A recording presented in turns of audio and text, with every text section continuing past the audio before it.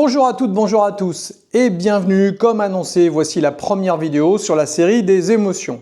Pour cette première, on va commencer par une émotion qu'on a tous traversée déjà au moins une fois, une émotion qui vous fait prendre pour Hulk, qui vous fait monter le rouge aux joues, qui vous agace au possible. Bien entendu, je parle de la colère. Alors pourquoi se met-on en colère? Eh bien c'est simple. Dans notre cerveau, une petite glande, l'amygdale, tire le signal d'alarme quand quelque chose nous agace. Elle envoie un signal alors à l'hypothalamus qui lui-même déclenche des hormones de cortisol et d'adrénaline. Résultat, notre cœur s'accélère, notre respiration va de plus en plus vite, on a les poings qui se serrent, on a envie de se battre contre toutes les injustices du monde et surtout mettre une bonne raclée à Roger, notre collègue qui une fois de plus vient nous piquer une frite dans notre assiette. La colère n'est pourtant pas toujours une ennemie. À petite dose, elle peut être même très utile. Elle nous pousse à nous défendre et à nous battre pour ce qu'on nous trouve juste.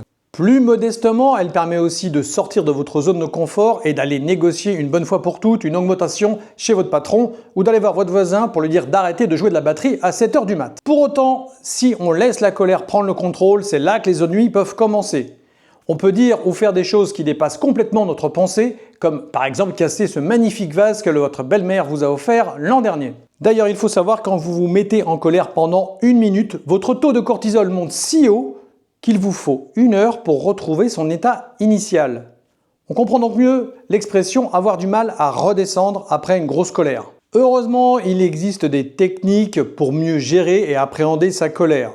Première des choses que vous pouvez faire, c'est vous éloigner du sujet de votre colère. Prendre de grandes respirations et compter jusqu'à 10.